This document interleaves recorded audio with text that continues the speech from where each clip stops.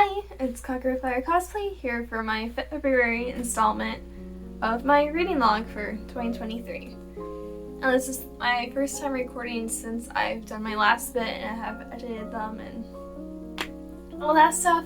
And I've definitely been able to see some problems and hopefully I can try to fix them and make it a bit better for these upcoming ones I'm learning. So give me a little bit of leeway, please. But yeah, let's get into it. I don't have any physical copies of these books. It's all either library or Kindle.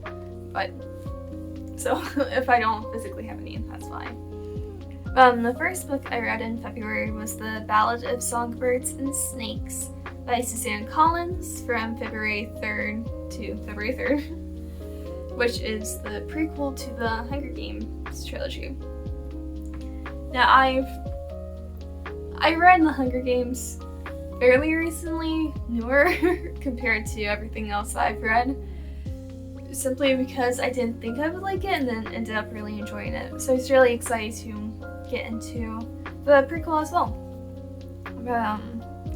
So the first thing to note just from the difference between the prequel and the trilogy is just how much you see Snow in a different light. So it follows Snow as a teenager when he's first inducted into the games as a I'm losing the term, but as support for District 12.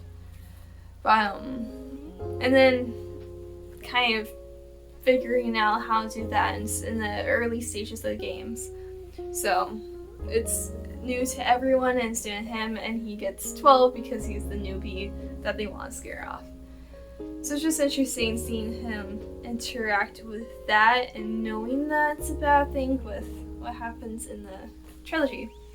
But you see a bit of Snow and Tigris's relationship, which is kind of hard because we know from the trilogy that doesn't end well, but it's super cute, it's super sweet.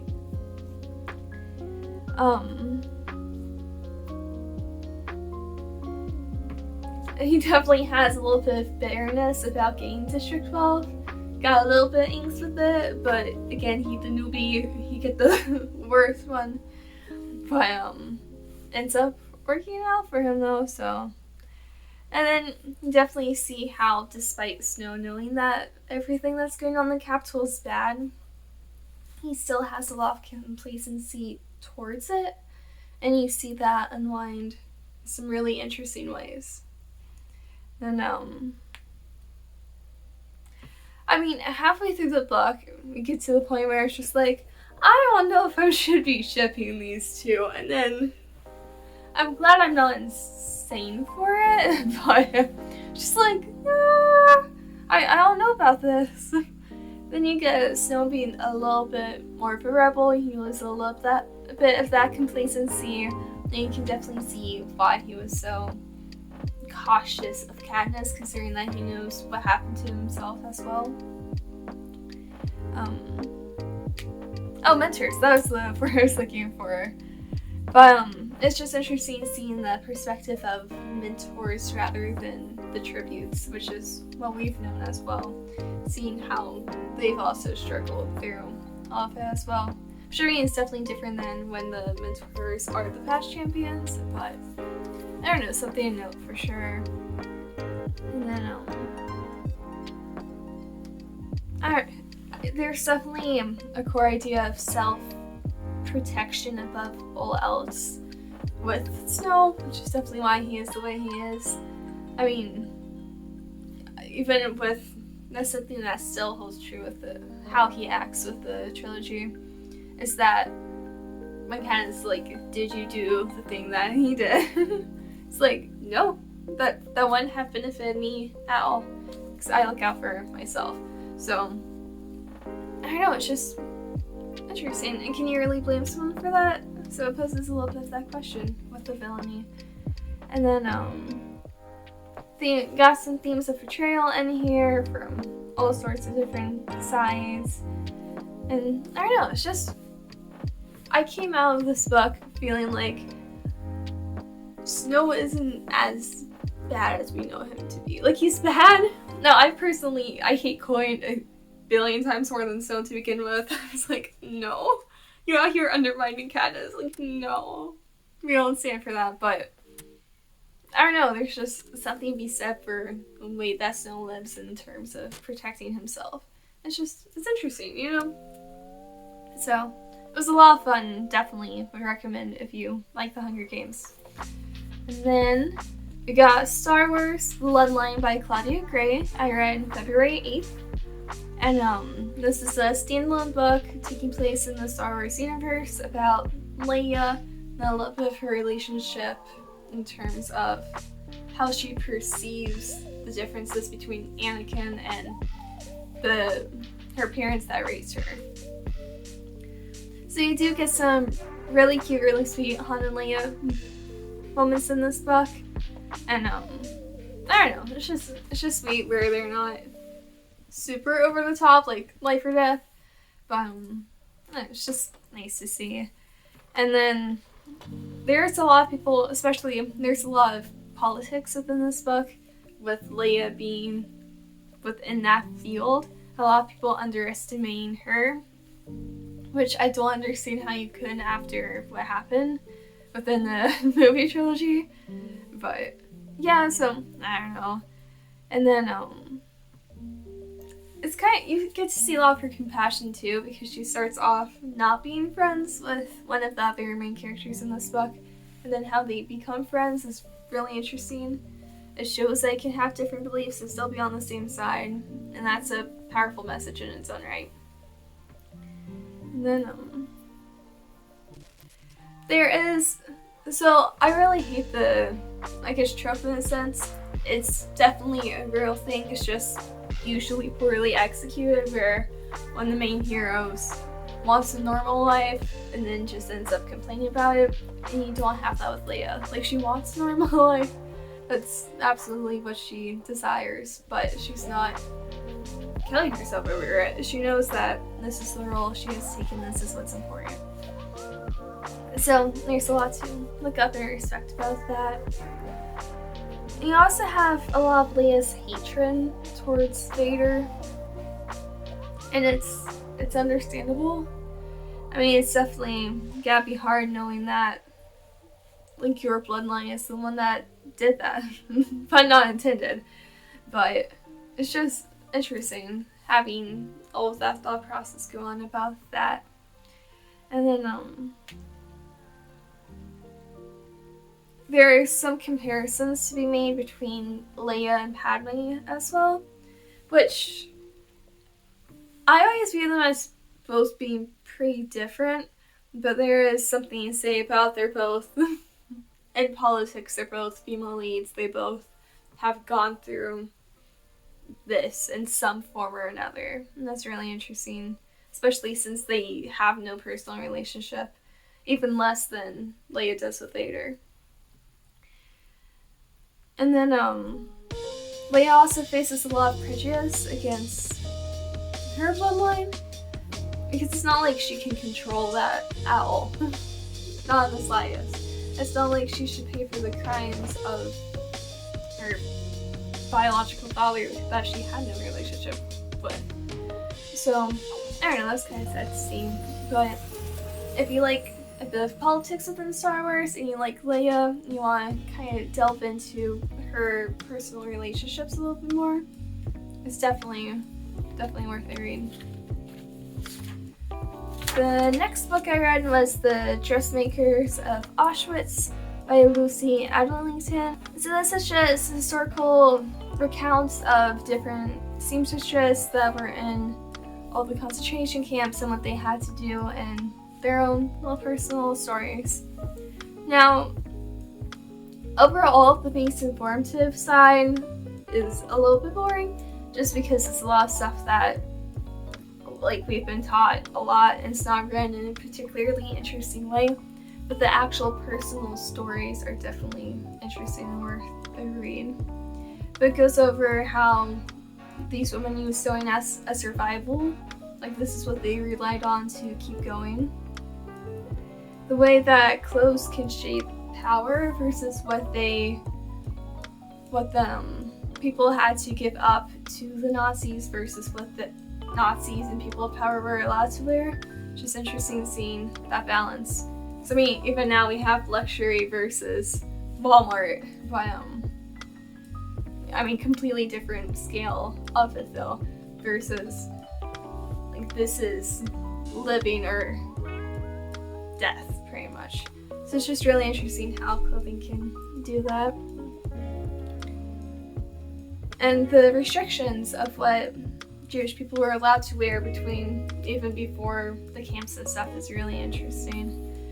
And then there's some treatment of women during the war as well, not just in terms of sewing, but just overall.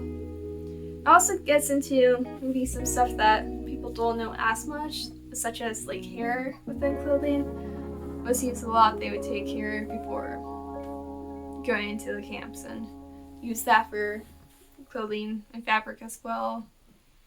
And then it's just interesting because there is a lot of female perspective, and you don't get that too much with World War II literature. So having that female perspective is kind of nice. And then it also has some post-war accounts too of how they managed to get through and continue to thrive with sewing. So it's definitely interesting. Just the Ryan Stannis is really my favorite on that one. And then we have Beauty and the Beast by Jenni James. I read from February 14th to 16th. Now I have this full series on Kindle. I used to read it all the time. I remember not much of it, so I'm going back over it and hopefully getting most of them for you guys. But the first one is Beauty and the Beast. So it's definitely a little bit of a different retelling. Instead of having Beast in the castle, the prince turns into a wolf at night, and then gets to go visit little Belle and talk with her as a wolf, if that makes any sense.